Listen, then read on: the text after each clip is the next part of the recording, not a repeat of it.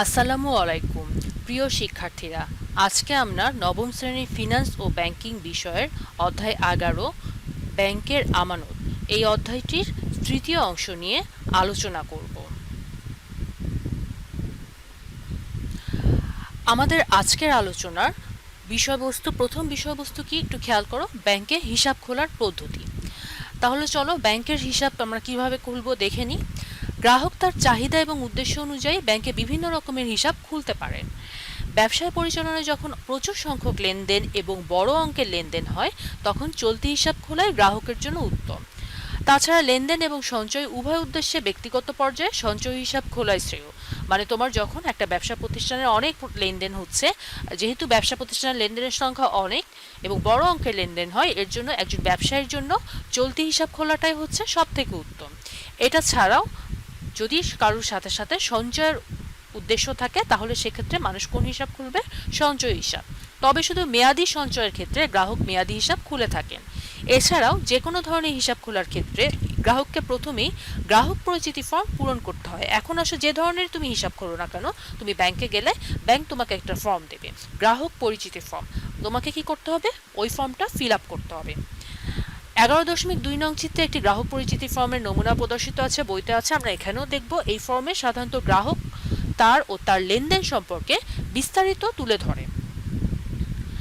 একটু খেয়াল করো কি কি থাকে এই ফর্মে, কি কি ইনফরমেশন গ্রাহককে এই ফর্মে ফিল আপ করে দিতে হয়। গ্রাহকের নাম, গ্রাহকের আয়ের উৎস, গ্রাহক যে টাকাটা জমা রাখবে ব্যাংকে, এই টাকাটা কোথা থেকে পাবে বা তার আয়ের উৎসটা কি। গ্রাহকের জাতীয় পরিচয়পত্র অথবা পাসপোর্টের ফটোকপি লাগবে। গ্রাহকের পেশাটা কি, গ্রাহকের ছবি জমা দিতে হবে। গ্রাহক যে ব্যক্তিকে নমিনি করবে, সেই নমিনির ছবি, কত টাকা সে আমানত রাখবে, আমানতের পরিমাণ, ঠিক আছে। গ্রাহকের বর্তমান ঠিকানা, গ্রাহকের স্থায়ী ঠিকানা, গ্রাহকের কর্মস্থল কোথায়, তার অফিস কোথায়, সেই ঠিকানা, গ্রাহকের ফোন নাম্বার, এই সকল ইনফরমেশনগুলো ওই ফর্মে তাকে ফিল আপ করে দিতে হয়। এখানে দেখো ঠিক সেরকমই একটি গ্রাহক পরিচিতি ফর্মের কথা বলা হয়েছে। বা তুমি যখন ব্যাংকে হিসাব খুলতে যাবা, এ ধরনের একটা ফর্ম ব্যাংক তোমাকে দেবে। এখানে দেখো জনতা ব্যাংকের এক শাখা লেখা থাকে হিসাব খোলার আবেদন ফর্ম। ব্যাংক তোমাকে ফর্মটা দেবে, তুমি ওই সকল ইনফরমেশন দিয়ে ফর্মটা যথাযথভাবে ফিল আপ করে ব্যাংকের কাছে জমা দিতে হবে। আর কি কি ইনফরমেশন দিতে হবে, এগুলো তো আমরা ঠিক এর আগের পেজে দেখেছি যে এই ইনফরমেশনগুলো প্রয়োজন হচ্ছে এই পরিচিতি ফর্মে, ঠিক আছে। এই সকল ইনফরমেশনগুলো জমা দিতে, ফিল আপ করে গ্রাহক কি করবে? ব্যাংকের কাছে জমা দেবে ব্যাংক হিসাব খোলার পর। এরপর দেখো, এই সকল তথ্যের সাথে একজন পুরাতন গ্রাহকের একটি পরিচিতি সাক্ষ্য সহ হিসাব খোলার জন্য আবেদন করতে হয়। নিয়ম কি? এই ফর্মে যা যা আছে সব ফিল আপ করার পরে এই ফর্মে একটা অপশন আছে যে গ্রাহক পরিচিতি, ঠিক আছে। গ্রাহক মানে ব্যাংকে অ্যাকাউন্ট আছে, তুমি যেই ব্যাংকে, মনে করো এবিসি ব্যাংকে তুমি একটা ব্যাংক অ্যাকাউন্ট খুলতে চাচ্ছ, তখন ওই ব্যাংকে হিসাব আছে এমন একজন ব্যক্তির কাছ থেকে তোমার স্বাক্ষর নিয়ে আসতে হবে। এটাকে বলছে পুরাতন গ্রাহকের একটি পরিচিতি সাক্ষ্য সহ হিসাব খোলার জন্য আবেদন করতে হয়। তোমার ফর্মের ওই ওই স্পেসিফিক স্থানে ওই ব্যাংকে হিসাব রয়েছে এমন একজন ব্যক্তির কাছে যে তুমি তার স্বাক্ষর সহ নিয়ে আসবা, আবেদনপত্রটা ফিল আপ করে ব্যাংকের কাছে জমা দেবা। এরপর ব্যাংক কি করবে? ব্যাংক উক্ত তথ্য যাচাই বাছাই করে সন্তুষ্ট হলে একটি ন্যূনতম জমা অর্থ জমা নিয়ে হিসাব খুলে দেয়। তুমি যে তথ্যসমূহ তোমার গ্রাহক পরিচিতি ফর্মে ফিল আপ করে দিয়েছো, ব্যাংক কি করবে? ওই তথ্যগুলো যাচাই বাছাই করবে। যাচাই বাছাই করে সে যদি সন্তুষ্ট হয়, তখন সে কি বলবে? একটা ন্যূনতম অর্থ জমা নেবে। সে জমা নিয়ে তারপর ব্যাংক হিসাবটা সে খুলে দেবে। এই ফর্মের মাধ্যমে গ্রাহক সম্পর্কে বিস্তারিত তথ্য ব্যাংকের তথ্য ভান্ডারে সঞ্চিত থাকে। এই ফর্মের যা ইনফরমেশন আছে সেটা ব্যাংকের যে তথ্য ভান্ডার আছে সেখানে ব্যাংক সেভ করে রাখে, সঞ্চিত থাকে। হিসাব খোলার ক্ষেত্রে গ্রাহকের ছবি এবং তার অবর্তমানে নমিনি সংক্রান্ত তথ্য এবং ছবি দেওয়া থাকে। এই যে কোশ্চেন আসলো আমাদের, এবার নমিনিটা কি? হিসাব যে খুলবে, যে গ্রাহক খুলবে, তার ছবি তো দিতেই হবে। এটা ছাড়াও তাকে একজনকে নমিনি করতে হবে। ব্যাংকে যে টাকা পয়সা রেখে রাখলো, মিস্টার এক্স যদি এবিসি ব্যাংকে একটা অ্যাকাউন্ট খুললো, সে টাকা পয়সা রাখছে, লেনদেন করছে, ঠিক আছে। যদি কোনো কারণে সে না থাকে, তার অবর্তমানে না থাকে বলতে তার যদি মৃত্যু হয়, তার অবর্তমানে কাকে ব্যাংক এই অর্থটা দেবে, তাকে এরকম একজন ব্যক্তিকে সে মনোনীত করে রেখে যাবে, যে মিস্টার এক্স গ্রাহক সে একজনকে মনোনীত করবে। ওই ফর্মের একটা অংশ আছে, ব্যাংকের যে ফর্মটা তোমরা আমরা ব্যাংক গ্রাহক হলে ফিল আপ করে দেবে, একটা অংশ আছে যে নমিনি সংক্রান্ত তথ্য। ওখানে নমিনির নাম, নমিনির ছবি, হ্যাঁ, নমিনির সংক্রান্ত সকল ইনফরমেশনও ফিল আপ করে দিতে হয়। ঠিক আছে। হিসাব খোলার ক্ষেত্রে গ্রাহকের জাতীয় পরিচয়পত্র বা পাসপোর্ট এবং বা ড্রাইভিং লাইসেন্সের সত্যায়িত কপির প্রয়োজন হয়। ওই ফর্মটা ফিল আপ করতে হয়, গ্রাহকের ছবি দিতে হয়, গ্রাহকের অবর্তমানে নমিনি সংক্রান্ত তথ্য এবং ছবি দিতে হয়। এটার সাথেও কিছু ডকুমেন্ট হিসাব খোলার সময় জমা দিতে হয়। ডকুমেন্টটা কেমন? গ্রাহকের যে ন্যাশনাল আইডেন্টিটি কার্ড আছে, জাতীয় পরিচয়পত্র, অথবা যদি সেটা না থাকে তার পাসপোর্ট অথবা তার ড্রাইভিং লাইসেন্স, এইটার সত্যায়িত ফটোকপি তাকে জমা দিতে হয়। কোম্পানি হিসাব খোলার ক্ষেত্রে যদি এটা তো গেল একজন ব্যক্তি বা গ্রাহক, আমরা ব্যক্তি গ্রাহক যখন ব্যাংকের কাছে হিসাব খুলবে। এটা ছাড়াও ব্যাংকে তো ব্যবসা প্রতিষ্ঠান হিসাব খুলতে পারে, কোম্পানি তার একটা কোম্পানি অ্যাকাউন্ট খুলতে পারে। সেক্ষেত্রে কি হবে? কোম্পানি হিসাব খোলার ক্ষেত্রে ট্রেড লাইসেন্স এবং কোম্পানির সভার সিদ্ধান্তের কপি প্রয়োজন হয়। মানে কোম্পানির যা যা ইনফরমেশন আছে, ইনফরমেশনগুলো দেওয়ার সাথে সাথে কোম্পানির কি করতে হবে? কোম্পানির যে ট্রেড লাইসেন্সটা আছে, ট্রেড লাইসেন্সটা জমা দিতে হবে এবং কোম্পানি সভার সিদ্ধান্তের কপিটা জমা দিতে হবে। আচ্ছা, এতক্ষণ তো আমরা দেখলাম ব্যাংকে হিসাব খুলতে গেলে আমরা কিভাবে ব্যাংক হিসাব খুলবো। এখন আমরা কি দেখব? এই ব্যাংক হিসাব বন্ধ করব আমরা কিভাবে। বন্ধ করার জন্য কি কি করতে হবে? ব্যাংক হিসাব বন্ধ করার জন্য যদি কোনো গ্রাহকের হিসাব বন্ধ করার ক্ষেত্রে কি কি কাজ করতে হবে? হিসাব বন্ধ করার অনুরোধপত্র, হ্যাঁ, তোমাকে একটা হিসাব বন্ধ করার জন্য একটা অনুরোধপত্র ব্যাংকে দিতে হবে। মানে তুমি যদি, এটা কখন প্রযোজ্য? যদি তুমি কোনো ব্যাংকে লেনদেন, তোমার যে লেনদেনটা আছে না রাখতে চাও, তোমার অ্যাকাউন্টটা বন্ধ করতে চাও, সেক্ষেত্রে ব্যাংক হিসাবটা বন্ধ করার জন্য তোমাকে অনুরোধপত্রটা দিতে হবে। আর যদি এটা কোম্পানির অ্যাকাউন্ট হয় তাহলে কোম্পানির ক্ষেত্রে কোম্পানির যে অনুমোদিত সভার আছে, এই কোম্পানির যে অনুমোদিত সভার অনুরোধপত্র দিতে হবে। ঠিক আছে। আর অব্যবহৃত, তোমার কাছে যে অব্যবহৃত বা গ্রাহকের কাছে যে অব্যবহৃত চেক বই থাকবে, পাসবই, ডেবিট বা ক্রেডিট কার্ড, সেগুলো ব্যাংকে ফেরত দিতে হবে। কোনো ধরনের ঋণ না থাকলে গ্রাহকের অনুরোধের প্রেক্ষিতে ব্যাংক হিসাবটি বন্ধ করে দেওয়া হয়। ঠিক আছে। ব্যাংকের যদি ওই ব্যাংকের সাথে অন্য কোনো ট্রানজাকশন না থাকে, কোনো ঋণ না থাকে, তাহলে গ্রাহকের অনুরোধের প্রেক্ষিতে ব্যাংক কি করে? সব যাচাই বাছাই করে ব্যাংক অ্যাকাউন্টটা বন্ধ করে দেয়। এখান থেকে কিন্তু তোমরা একটু মনে রাখবে, কোম্পানি হিসাব খুলতে গেলে সেক্ষেত্রে কী কী ডকুমেন্টের প্রয়োজন হয়, বা কোম্পানি হিসাব বন্ধ করতে গেলে কী কী ডকুমেন্টের প্রয়োজন হয়। ঠিক আছে। গ্রাহকের ক্ষেত্রে কী কী প্রয়োজন হয়, এগুলো থেকে এমসিকিউ আসে, আবার অনেক সময় কিন্তু খতে প্রশ্ন আসে বা গতেও আসতে পারে যে ব্যাংক হিসাব বন্ধ করার জন্য তাকে কি কি পদ্ধতি অনুসরণ করতে হয়। তখন কিন্তু এতটুকু এখান থেকে এক্সপ্লেইন করতে হবে, এতটুকু লিখতে হবে। যদি বলে যে ব্যাংক হিসাব বন্ধ করার পদ্ধতিটি লেখো, খতে আসতে পারে, তাই না? আসতেই পারে। আচ্ছা, এবার আসো আমরা পরবর্তী টপিকে আসি। আমাদের এখনকার টপিক কি? ইলেকট্রনিক ব্যাংকিংয়ের বিভিন্ন পণ্য ও সেবা। ঠিক আছে। এই যে ব্যাংকের ক্ষেত্রে কিন্তু ইলেকট্রনিক ব্যাংকিং বলে একটা কথা আমরা সবসময় শুনে থাকি। ইলেকট্রনিক ব্যাংকিংয়ের কিছু সার্ভিস আছে, কিছু পণ্য বা সেবা। কি বলছে? ব্যাংক যে সেবাগুলো দিচ্ছে ওগুলোকে পণ্যও বলা হয়। ঠিক আছে। পণ্য বা সেবা, কি কি পণ্য বা সেবা ব্যাংক ইলেকট্রনিক ব্যাংকিংয়ে দিয়ে থাকছে? কম্পিউটার এবং ইলেকট্রনিক দ্রব্যাদির উন্নতি এবং আধুনিকরণের সাথে সাথে ব্যাংকিং ব্যবসাও বিভিন্ন রকমের ইলেকট্রনিক পণ্যের আবির্ভাব ঘটেছে। কেমন সেগুলো? আধুনিক বিশ্বের তালে তালে বাংলাদেশও ইলেকট্রনিক ব্যাংকিংয়ের ক্ষেত্রে বেশ অগ্রসর হয়েছে। আর এই সেবার ক্ষেত্রে 24 ঘন্টা ব্যাংকিং সেবার পাওয়ার সুযোগ থাকে। আচ্ছা, কি কি পণ্যগুলো আছে এগুলো আমরা সবগুলো ডেসক্রিপশন পড়বো এখন। দেখো, প্রথমে দেখবো আমরা কি ডেবিট কার্ড এবং ক্রেডিট কার্ড পণ্যগুলো কি কি আছে। এখানে 7টা পণ্য বা সেবার কথা বলা আছে। প্রথমটা কি আছে দেখো, ডেবিট কার্ড এবং ক্রেডিট কার্ড। 2 নাম্বারটা এটিএম। 3 নাম্বারটা কি? Mobile banking.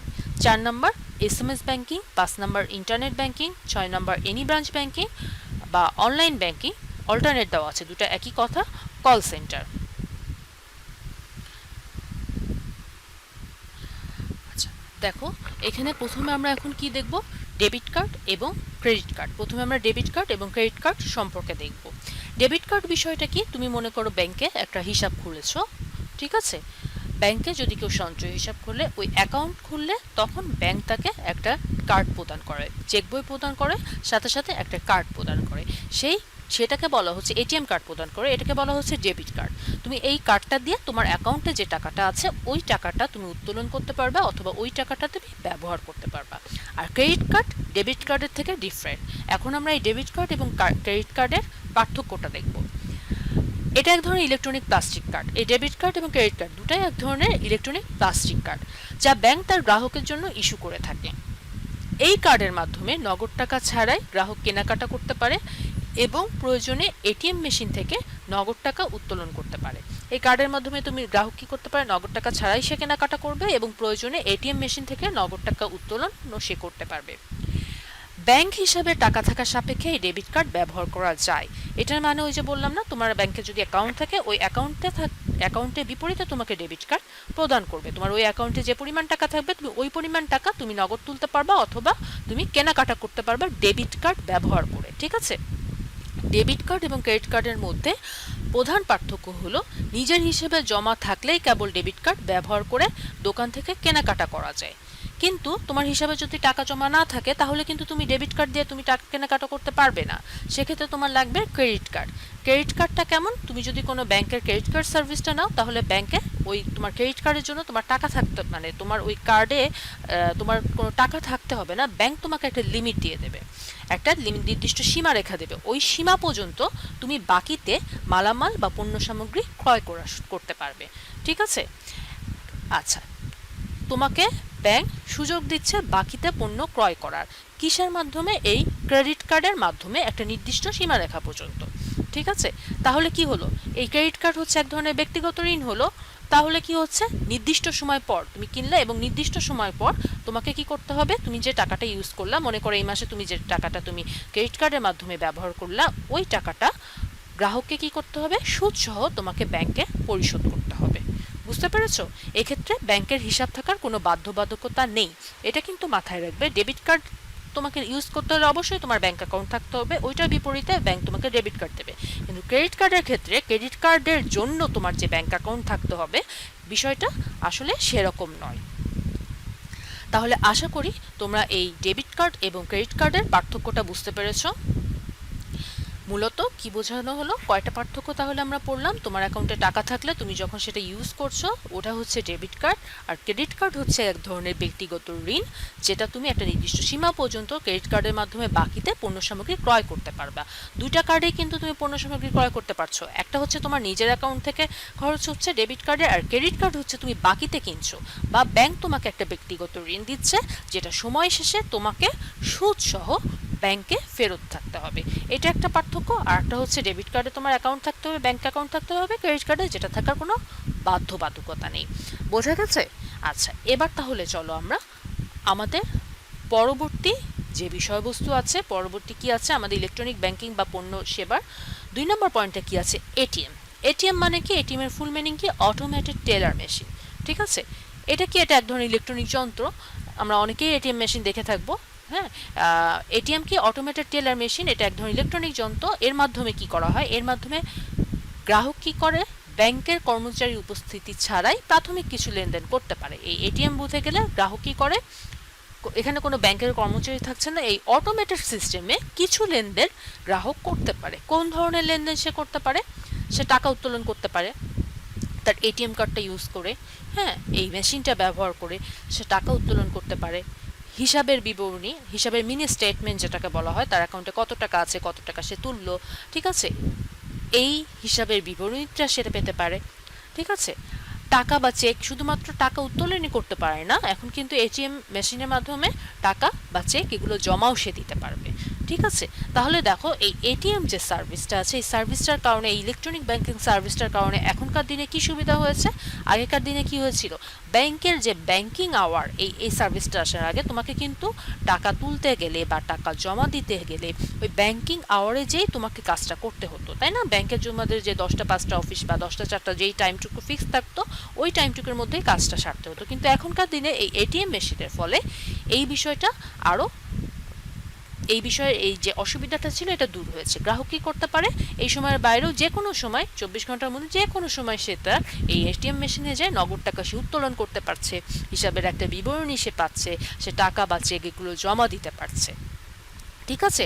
আশা করি এটিএম মেশিনটা তোমরা বুঝতে পেরেছো। পরবর্তী ইলেকট্রনিক ব্যাংকিং এর পণ্য বা সেবায় আছো মোবাইল ব্যাংকিং। মোবাইল ব্যাংকিং বিষয়টা কেমন? মোবাইল ব্যাংকিং হচ্ছে এক ধরনের ব্যাংকিং সেবা, এটা এক ধরনের ব্যাংকিং সেবা যার মাধ্যমে গ্রাহক ব্যাংকিং লেনদেন মোবাইলের মাধ্যমে সে সম্পাদন করতে পারে। ঠিক আছে, কিভাবে এটা সম্পাদন করে? গ্রাহকের পরিচয় নিশ্চিত হয়ে এ ধরনের সেবা দেওয়া হয়। ব্যাংক কি করে? গ্রাহকের পরিচয়টা নিশ্চিত হয়ে এ ধরনের সেবা দেয়। বিষয়টা কেমন বলছে যে, মনে করো মোবাইল ব্যাংকিং এর মাধ্যমে তুমি যদি ব্যাংকের যে হটলাইন নাম্বার আছে, ব্যাংকের যে ব্যাংক তোমাকে যে নাম্বার প্রদান করেছে তোমার প্রবলেম সলভের জন্য, ওই নাম্বারে যদি তুমি কল দাও, তখন কি করে? গ্রাহকের তোমার কোনো ইনফরমেশন দেওয়ার জন্য, মনে করো তোমার অ্যাকাউন্টে কত টাকা আছে এটা জানতে চাচ্ছ, অবশ্যই তোমাকে ইনফরমেশন দেওয়ার আগে ব্যাংকের যে কর্মকর্তা ওখানে থাকবে সে কি করবে? তোমার পরিচয়টা নিশ্চিত হবে। এখানে এটাই বলছে, নিশ্চিত হয় তারপর তোমার যা যা সেবার প্রয়োজন হয় মোবাইলের মাধ্যমে তুমি সেই সেবাটা পেতে পারো। ঠিক আছে, এটাকে কি বলা হচ্ছে? এটাকে বলা হচ্ছে মোবাইল ব্যাংকিং। এটা ছাড়াও বর্তমানে আমরা জানি বিকাশ অ্যাপ ব্যবহার করে মোবাইলের মাধ্যমে অনেক ধরনের লেনদেন করা যাচ্ছে। এরপর পরবর্তী পরবর্তী বিষয়বস্তু, এখন আমরা কি দেখব? এখন আমরা দেখব এসএমএস ব্যাংকিং। এসএমএস ব্যাংকিংটা কেমন? মোবাইলে এসএমএস এর মাধ্যমে হচ্ছে যখন তুমি ব্যাংকিং সার্ভিসটা নিচ্ছ, ঠিক আছে, এই এসএমএস এর মাধ্যমে ব্যাংক যখন তোমাকে ব্যাংকিং সার্ভিসটা প্রদান করছে তখন ওটাকে বলা হচ্ছে কি? SMS banking. কি কি সার্ভিস এই এসএমএস এর, মোবাইলের এসএমএস এর মাধ্যমে ব্যাংক তোমাকে দিচ্ছে? তোমার হিসাবের স্থিতি মানে কি? তোমার হিসাবের ব্যালেন্স কত আছে, ঠিক আছে। তোমার চেক বইয়ের জন্য তুমি অনুরোধ করতে পারো। তোমার যখন চেক বইটা শেষ হয়ে যায়, ব্যাংকে অ্যাকাউন্ট খোলার পর ব্যাংক তোমাকে একটা চেক বই দেবে। চেক বইটা ইউজ করতে করতে যখন শেষ হয়ে যাবে, তোমার ব্যাংকে যেয়ে তোমাকে নতুন চেক বইয়ের জন্য অনুরোধ করতে হবে। ঠিক আছে, একটা ফর্ম দেওয়া আছে, ওটা ফিল আপ করে অনুরোধ করতে হবে। এই কাজটা কিন্তু এসএমএস এর মাধ্যমে, এই এসএমএস ব্যাংকিং এর মাধ্যমে করা সম্ভব হচ্ছে। আচ্ছা, এরপরে 5 নম্বর পয়েন্টটাতে দেখো কি আছে? Internet banking. এবং এরপরেই আমরা পড়ে যাব অনলাইন ব্যাংকিং। খেয়াল করবা, ইন্টারনেট ব্যাংকিং এবং এরপরে আমরা দেখব এনি ব্রাঞ্চ ব্যাংকিং বা অনলাইন ব্যাংকিং যেটাকে বলা হচ্ছে। ঠিক আছে, এই ইন্টারনেট ব্যাংকিং আর অনলাইন ব্যাংকিং আলাদা, বিষয়টা আলাদা, এক না। আমরা এখন পড়লে দেখলেই বুঝতে পারবো। ইন্টারনেট ব্যাংকিংটা কি? ইন্টারনেট ব্যাংকিং এর মাধ্যমে গ্রাহক কি করে? ব্যাংকের একটা নিরাপদ ওয়েবসাইটের নাম এবং পাসওয়ার্ড দ্বারা নিবন্ধিত হয়। ইন্টারনেট ব্যাংকিংটা কি? তোমার নাম শুনে বুঝতে পারছো, ইন্টারনেটের মাধ্যমে তুমি ব্যাংকিং সেবাটা পাবা। কিভাবে? ব্যাংকের একটা ওয়েবসাইট আছে, ওই ওয়েবসাইটে তুমি আগের থেকে তোমার নাম এবং পাসওয়ার্ড দ্বারা রেজিস্টার্ড হতে হবে। ঠিক আছে, নিবন্ধনটা থাকতে হবে। তারপর তুমি যখন ওখানে তোমার নাম এবং পাসওয়ার্ড দ্বারা নিবন্ধিত থাকছো, তারপর যথাযথ তথ্য প্রদানের পর গ্রাহক পৃথিবীর যে কোনো প্রান্ত থেকে যে কোনো সময় তার হিসাব বিবরণী, তোমার তো আগের থেকে তোমার রেজিস্টার থাকলো, এরপর তো কি হবে? তুমি এই নাম এবং পাসওয়ার্ড দ্বারা তুমি পৃথিবীর যে কোনো প্রান্ত থেকে এবং যা যা ইনফরমেশন তারা চাবে, এই ইনফরমেশন দিয়ে পৃথিবীর যে কোনো প্রান্ত থেকে তুমি যে কোনো সময় তোমার অ্যাকাউন্টের স্টেটমেন্ট, হিসাব বিবরণী কি, তুমি সেটা জানতে পারছো। ফান্ড ট্রান্সফার করতে পারবা, তোমার এক অ্যাকাউন্ট থেকে অন্য অ্যাকাউন্টে টাকাটা ট্রান্সফার করতে পারবা, তহবিল স্থানান্তর করতে পারছো, বিল প্রদান করতে পারছো, হ্যাঁ, এবং অন্যান্য ইন্টারনেটে যা যা লেনদেন আছে সব কিছু তুমি করতে পারবা। তোমার অ্যাকাউন্টে এই লেনদেনটা তুমি নিজেই করতে পারবা ইন্টারনেটের মাধ্যমে। কিভাবে করবা? ব্যাংকের ওয়েবসাইটে যে তোমার নাম এবং পাসওয়ার্ড দিয়ে, তোমার যে আইডি খোলা থাকবে ওই আইডি পাসওয়ার্ড দিয়ে তুমি এই কাজটা করতে পারবে। ঠিক আছে, এবার আসো এনি ব্রাঞ্চ ব্যাংকিং। আগেরটা আমরা কি পড়লাম? Internet banking. আর এখন আমরা যেটা পড়ছি এনি ব্রাঞ্চ ব্যাংকিং বা অনলাইন ব্যাংকিং। এই বিষয়টা কেমন? এই বিষয়টা একটু আলাদা। আমাদের দেশে আমরা জানি আমাদের দেশে কোন ধরনের ব্যাংকিং ব্যবস্থা বিদ্যমান? আমাদের দেশে শাখা ব্যাংকিং ব্যবস্থা বিদ্যমান। এই এনি ব্রাঞ্চ ব্যাংকিং বা অনলাইন ব্যাংকিংটা বিষয়টা কেমন? তুমি মনে করো এবিসি ব্যাংকের উত্তরা ব্রাঞ্চে তুমি তোমার উত্তরা শাখায় তোমার একটা অ্যাকাউন্ট খুলেছো। এখন তুমি তোমার ব্যবসায়িক বা যে কোনো প্রয়োজনে তুমি গুলশান শাখা বা ধানমন্ডি শাখাতে গেলা ওই ব্যাংকের, তাহলে কি তুমি তোমার এই ব্যাংকটা যদি এনি ব্রাঞ্চ ব্যাংকিং হয়, অনলাইন ব্যাংকিং যদি ফলো করে, তাহলে তুমি কি করতে পারবা? এই এবিসি ব্যাংকের যে কোনো ব্রাঞ্চে যেই তোমার অ্যাকাউন্টের লেনদেনটা তুমি করতে পারবা। এটাকে বলা হচ্ছে এনি ব্রাঞ্চ ব্যাংকিং। ঠিক আছে, বা অনলাইন ব্যাংকিং। বিষয়টা কেমন? এর মাধ্যমে গ্রাহক এক জায়গায় অথবা একটি শাখায় সে হিসাব খুলে দেশের অন্য যে কোনো শাখায় তার লেনদেন করতে পারে। তোমার একই ব্যাংকের একটা শাখায় তুমি হিসাব খুললা, ওই ব্যাংকের অন্য যে কোনো শাখায় তোমার ব্যাংকিং কার্যক্রম বা ব্যাংকিং লেনদেন তুমি করতে পারবা। এটাকে বলা হচ্ছে এনি ব্রাঞ্চ ব্যাংকিং। ঠিক আছে, যেমন ঢাকার ধানমন্ডিতে ব্যাংকের শাখা হিসাব খুলে তুমি চট্টগ্রামে যে ব্যাংকের যে কোনো ব্যাংকের উক্ত ব্যাংকে যেই ব্যাংকে তুমি হিসাব খুলেছো ওই ব্যাংকের চট্টগ্রামের যে কোনো শাখায় যে তুমি লেনদেন করতে পারবা। বোঝা গেছে এনি ব্রাঞ্চ ব্যাংকিং? আমার মনে হয় বুঝতে পেরেছো। আচ্ছা, এই ইলেকট্রনিক ব্যাংকিং এর পণ্য বা সেবার সর্বশেষটা কি আছে? Call centre. কল সেন্টারটা কেমন হচ্ছে? এই সুবিধা গ্রহণ করার মাধ্যমে গ্রাহক বাসায় বসে কল সেন্টারের নাম্বারে ফোন দিয়ে হিসাব সংক্রান্ত তথ্য জানতে পারে এবং হিসাব সংক্রান্ত অভিযোগ জানাতে পারে। এটা ব্যাংকের কল সেন্টার আছে আলাদা। এই সুবিধাটা যদি ব্যাংকে থেকে থাকে, গ্রাহক কি করতে পারে, ওই কল সেন্টারের নাম্বারে ফোন দেবে। ফোন দিলে কি হবে, ওই হিসাব সংক্রান্ত সে যে কোনো তথ্য জানতে পারবে এবং কোনো যদি তার অভিযোগ থাকে, কোনো প্রবলেম থাকে, সেটাও সে কল সেন্টারে জানাতে পারবে। এতটুকু ছিল কি ইলেকট্রনিক ব্যাংকিংয়ের বিভিন্ন পণ্য বা সেবা সম্পর্কে আমাদের ইনফরমেশন। ঠিক আছে, আমাদের যতটুকু জানার দরকার ছিল বিভিন্ন পণ্য বা সেবাগুলো সম্পর্কে আমরা এখানে জানলাম। আমাদের পরবর্তী বিষয়বস্তুতে আসো। এখানে কি আছে দেখো, আধুনিক ও ইলেকট্রনিক ব্যাংকিং ব্যবস্থা, তার ভবিষ্যৎ এবং বাংলাদেশ। এখান থেকে দেখো কিছু এমসিকিউ এবং জ্ঞানমূলক প্রশ্ন আসতে পারে। ইলেকট্রনিক ব্যাংকিং ব্যবস্থায় বর্তমানে দেশের প্রত্যন্ত অঞ্চলে স্বল্প সময়ে অর্থ স্থানান্তর, বিদেশে থেকে আসা রেমিটেন্স বিতরণ সহ 24 ঘন্টা ব্যাংকিং সেবা মানুষ পাচ্ছে, তাই না, মানুষের কাছে পৌঁছে গিয়েছে। এই সেবা প্রদানে প্রাথমিকভাবে বড় অঙ্কের অর্থ বিনিয়োগের প্রয়োজন হয়। ব্যাংক যখন এই সেবাটা দিতে চায় গ্রাহককে, তাকে প্রাথমিকভাবে এই যে তোমার ইন্টারনেট ব্যাংকিং আসতে হলে বড় ধরনের অর্থ বিনিয়োগ করতে হয়। অবশ্য পরবর্তীতে কমিশন, সার্ভিস চার্জের মাধ্যমে, স্বল্প সংখ্যক দক্ষ কর্মীর মাধ্যমে অধিকতর জনগোষ্ঠীকে সেবা প্রদান করা সম্ভব হয়। মানে তোমার যখন এই জিনিসটা একবার এস্টাবলিশড হয়ে গেল, ইলেকট্রনিক ব্যাংকিং কোনো ব্যাংক এস্টাবলিশ করে ফেললো, তখন কি হবে, সে বিভিন্ন কমিশন, সার্ভিস চার্জ নিতে পারবে, নেবে, এবং স্বল্প সংখ্যক দক্ষ কর্মীর মাধ্যমে অনেক বেশি জনগোষ্ঠীকে সেবা প্রদান করতে পারবে। এই ব্যাংকিং ব্যবস্থা দীর্ঘমেয়াদে সেবা এবং আয় সব দিক থেকেই সুবিধাজনক হয় বলে বর্তমানে পৃথিবীর অন্যান্য দেশের মতো বাংলাদেশও ইলেকট্রনিক ব্যাংকিং এর ব্যাপক জনপ্রিয়তা লাভ করেছে, তাই না। দূর দূরান্তে বৃহৎ জনগোষ্ঠীর কাছে ব্যাংকিং সেবা পৌঁছে দেওয়ার ক্ষেত্রে ইলেকট্রনিক ব্যাংকিং অগ্রণী ভূমিকা পালন করছে। আশা করা যায় ভবিষ্যতে এই ব্যাংক ব্যবস্থা বাংলাদেশে আরও সম্প্রসারিত হবে এবং ধনী, গরিব, শিক্ষিত, অশিক্ষিত সকল জনগোষ্ঠীকে এই ইলেকট্রনিক ব্যাংকিং সেবাটা পৌঁছে দেওয়া যাবে। 24 ঘন্টা ধরে একজন গ্রাহক প্রায় সব ধরনের ব্যাংকিং সেবা পেতে পারে, বিধায় কর্মব্যস্ত গ্রাহকদের কাছে এই সেবা দিন দিন অনেক জনপ্রিয় হয়ে উঠছে। ঠিক আছে, প্রতিযোগিতামূলক বাজারে ই ব্যাংকিং সেবা বাংলাদেশে সস্তা এবং সহজলভ্য হওয়ায় ব্যাংকিং সেবা গ্রহণকারী গ্রাহকবৃন্দ দিনে দিনে এই সেবা দিকে, মানে প্রতিযোগিতাপূর্ণ বাজারে ই ব্যাংকিং সেবা বাংলাদেশে বেশ সস্তা এবং সহজলভ্য হওয়ার কারণে কি হয়েছে, ব্যাংকের সেবা গ্রহণকারী যারা আছে এই সকল গ্রাহকবৃন্দ দিনে দিনে এই সেবার দিকে দেশের বিভিন্ন অংশ থেকে আরও আগ্রহী হয়ে উঠছে এবং ই ব্যাংকিং এর জনপ্রিয়তা বাংলাদেশেও অনেক উজ্জ্বল হচ্ছে। ঠিক আছে, এখানে তো বুঝতে পারছো কেন দরকার ই ব্যাংকিং এবং এটা সুবিধা কি আছে এবং ভবিষ্যতে কি হতে পারে। আচ্ছা, এতটুকু ছিল আমাদের এই চ্যাপ্টার এবং এটা আমাদের লাস্ট অংশ ছিল, শেষ অংশ ছিল আমাদের এই চ্যাপ্টারে। এখন তোমাদের এখানে একটা হোমওয়ার্ক দেওয়া আছে, হোমওয়ার্কটা একটু নোট ডাউন করে নাও। এটা হচ্ছে কুমিল্লা বোর্ড 2019 সালে একটা সৃজনশীল প্রশ্ন আসছে। দেখো, আনিকার ফুলকলি ব্যাংকে একটি হিসাব রয়েছে। ব্যাংক তাকে সার্বক্ষণিক সেবা প্রদানের জন্য একটি ইলেকট্রনিক কার্ড সরবরাহ করে। কলেজে ভর্তির ফি বাবদ 2500 টাকার প্রয়োজন হলে সে একটি ইলেকট্রনিক যন্ত্র হতে তা উত্তোলন করে। অপরদিকে তার বান্ধবী সামিয়ার উক্ত ব্যাংকে হিসাব না থাকলেও ব্যাংক তাকে একটা ইলেকট্রনিক কার্ড ইস্যু করেছে। ঈদ উপলক্ষে তারা উভয় স্ব কার্ডের সহায়তায় নগদ টাকা ছাড়াই কেনাকাটা সম্পন্ন করে। ঠিক আছে,